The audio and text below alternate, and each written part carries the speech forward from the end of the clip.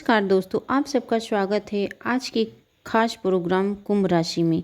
18 साल बाद राहु का तूफान मृत अवस्था से जागकर जीवित अवस्था में आए राहु कुंभ राशि के 10 भविष्यवाणी जो उड़ा देगी आपकी होश।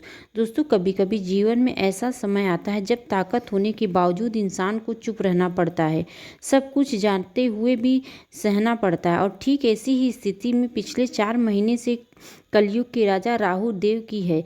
तो सोचिए, राहु को अपनी शक्ति और सामर्थ्य के लिए जाने जाते हैं। उन्होंने कुंभ राशि में प्रवेश तो किया, पर सभी तरफ से यही कहा गया कि राहु का साम्राज्य है, अब होगी राहु की सत्ता। लेकिन सवाल यह है कि वो साम्राज्य कब बनेगा, कब वो शक्ति दिखेगी। असल में पिछले 4 महीने राहु मृत अवस्था में थे। अब ज्योतिष की गहराई समझिए, जब कोई ग्रह अपनी 34 से 30 डिग्री के बीच होते हैं तो मृत अवस्था कहा जाता है, यानी शक्ति होते हुए भी उनका असर सीमित हो जाता है। राहु की ऐसी स्थिति में थे मानो बंधन में कैद हैं, लेकिन जैसे ही 2 सितंबर आएगा यह सब बदल जाएगा। यही राहु जो अब तक मृत अवस्था में थे वो उठेंगे, जागृत होंगे, बदलाव होंगे और उनकी शक्ति 2 गुनी हो जाएगी। राहु पहले वृद्ध से युवा होकर फिर कुमार और अंत में बालक की तरह अपनी गति में तेजी लेकर आएंगे। और जब यह अवस्था पूरी होगी तब तक वो अपने जीवन को आने वाले दिन को हिला देने में और परिवर्तन दे चुके होंगे। जी हाँ दोस्तों, सच्चाई यह है कि 2026 की कहानी 2025 में लिखी जा रही है 2 सितंबर से, क्योंकि राहु अपने बंधनों से आज़ाद हो चुका है, मृत अवस्था को छोड़कर उदित हो रहा है। और जब राहु उदित होता है तो वह सिर्फ असर ही नहीं, तेज तूफान लाता है। दोस्तों याद रखिए, तभी ग्रहों का हवा का झोंका कहा गया है, लेकिन राहु को कहा गया है तूफान। या तूफान अब कुंभ राशि के लिए चलने वाला है। सवाल यह नहीं है कि राहु क्या देगा, सवाल यह है कि बदलाव आपको कहाँ तक लेकर जाएगा, सफलता की नई ऊंचाइयों तक या किसी ऐसी दिशा में जहां वापस मुश्किल हो जाएगा आना। आज इस रहस्य को हम खोलेंगे।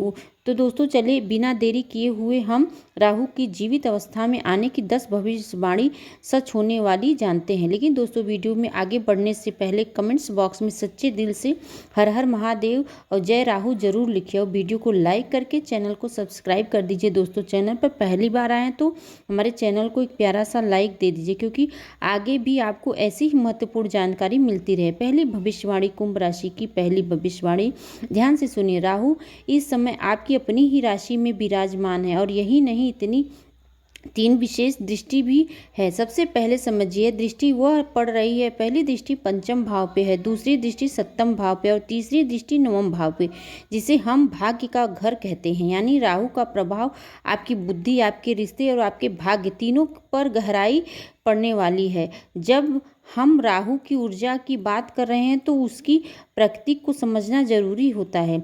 राहु कभी साधारण नहीं होता, इसका स्वभाव असामान्य रास्ते चुनना है, भीड़ से अलग हटकर चलना है। जब समुद्र मंथन के समय अमृत का कलश निकला तो राहु ने सिर्फ एक ही कलश देखा, बाकी सब कुछ बेकार। उस समय राहु के लिए बेकार हो गई थी सारी चीजें, और अनंत राहु वह अमृत पा ही लिया। यही गुण अब आपके जीवन में उतरने वाला है। आपकी फोकस बेहद तेज हो जाएगी, आपका मन एक लक्ष्य पे टिकेगा और राहु आपको उस मंजिल तक पहुंचाने के लिए पूरी ताकत से काम करवाएगा। लेकिन याद रखिएगा, राहु कभी लकीर या फकीर नहीं होता, यह पारंपरिक रास्ता पर कभी नहीं चलता। जब सब एक दिशा में जाते हैं तो राहु दूसरी दिशा चुनता है, और इसी वजह से राहु बड़े बदलाव लेकर आता है। राहु अवसरों का निर्माता है, और यही वो शक्ति है जो व्यक्ति के अंधेरे से रोशनी तक और कभी कभी रोशनी से अंधेरे तक लेकर चली जाती है। यानी राहु आपके जीवन में एक्सट्रीम बदलाव लाने वाले की क्षमता रखता है। लेकिन इस समय राहु का योग सकारात्मक, और जब राहु पॉजिटिव स्थिति में होते हैं तो वह व्यक्ति को ऊंचाई पर पहुंचा देता है। याद रखिए, राहु अपना कोई घर नहीं होता, इसे अपना स्थान शनि देव ने दिया है, इसलिए इस स्थिति को हम राहु का साम्राज्य कहते हैं। और जब राहु का साम्राज्य आपके जीवन में असर डालता है तो आपकी किस्मत की दिशा पूरी तरह बदल सकती है। दूसरी भविष्यवाणी कुंभ राशि की बहुत खास है। दोस्तों सुनिए, अगर हाल ही में आप अपने स्वास्थ्य से कोई परेशानी आई, अब समय उस मुश्किल को पीछे छोड़कर अपनी असली सच और बड़े विजन पर काम करने का है, क्योंकि राहु पर प्रभाव आपको वहीं से ले जा रहा है जहां बड़ी उपलब्धियां आपका इंतजार करें। सबसे पहले राहु की पहली दृष्टि जारी है आपके पंचम भाव पर, और यह कोई सामान्य बात नहीं है क्योंकि राहु खुद शेयर मार्केट का कारक है। यह पंचम भाव भी शेयर मार्केट का प्रतिनिधित्व करता है। इसका मतलब साफ है, आप इस समय शेयर मार्केट से जुड़े लोगों को ऐसे मौके मिल सकते हैं जो जिंदगी में बदलाव दे सकते हैं। सिर्फ शेयर मार्केट ही नहीं, आप ऑफलाइन बिजनेस, डिजिटल प्लेटफॉर्म या किसी क्रिएटिव फील्ड में है, कला, म्यूजिक, डिजाइनिंग या राइटिंग काम कर रहे हैं तो राहु की यह दृष्टि आपको अचानक जबरदस्त सफलता दिलाएगी। यही नहीं, पंचम भाव का सीधा संबंध आपकी संतान से भी है। इस समय आपकी शिक्षा या करियर में कोई बड़ा असर आ सकता है। वह पढ़ाई या नौकरी के लिए दूर किसी स्थान पर जाएगा। अगर आपके भविष्य के लिए कुछ खास करना चाह रहे हैं तो दोस्तों यह समय आपके लिए बेहद ही शुभ हो रहने वाला। जी हाँ दोस्तों, पंचम भाव ज्ञान का प्रतिनिधित्व करता है और जब राहु यह प्रभाव डालता है तो सिर्फ बुद्धि ही नहीं बल्कि आध्यात्मिक बुद्धि होती है। जी हाँ, यानी साधारण बढ़ोतरी नहीं बल्कि एक बड़ा बदलाव, एक तूफान आपकी सोच और फैसले में लाएगा।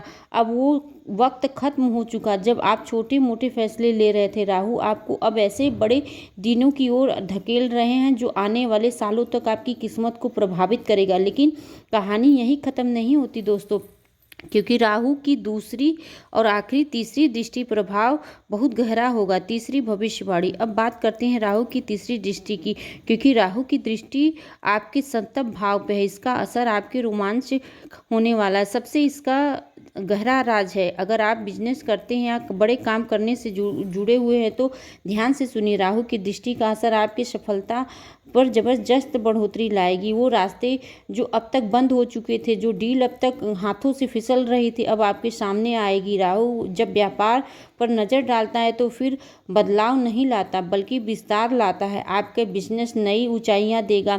समय से पहले आपको अच्छी सफलता प्राप्त होगी। अब क्लाइंट नहीं मिल रहे थे, वही डील अटकी हुई थी तो तैयार हो जाए, क्योंकि वही अब सब जब भाग्य आपका साथ देने वाला है। सिर्फ बिजनेस ही नहीं, सप्तम भाव यानी पार्टनरशिप का घर भी है। यह वह पार्टनर जिसकी तलाश थी, आपके करियर, आपके जीवन में बदलाव ला सकते हैं, उसकी एंट्री अब हो सकती है। यही नहीं, पुराने दोस्तें, पुराने रिश्ते आप उम्मीद छोड़ चुके थे, अब वह मदद के लिए आगे आएंगे। जो काम आप प्लानिंग कर चुके थे लेकिन कभी शुरू नहीं कर पाए थे काम, अब वो आपकी क्रियान्वित होने वाली। यह सब सिर्फ राहु की दृष्टि से संभव होगा। यह संकेत है कि समय आपके पक्ष में। चौथी भविष्यवाणी सबसे और महत्वपूर्ण भविष्यवाणी। तो चलिए जानते हैं राहु की अंतिम दृष्टि के रहस्य को।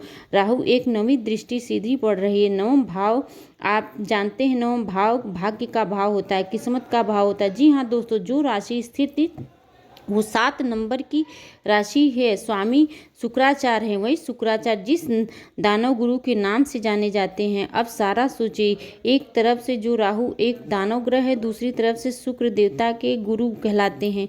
जब दानव की दृष्टि दानव के गुरु के स्थान पे पड़ेगी, समझ लीजिए भाग्य में कोई कमी नहीं रहेगी। किस्मत खुलने वाले का वक्त आ चुका है। अब तक क्या हो रहा था, मान लीजिए अपने 100 का काम किया तो आपको 40, 50 या 60 ही मेहनत पूरी मिलती पा रही थी। जी हाँ दोस्तों, यह समय भाग्य को पूरा सपोर्ट करेगा।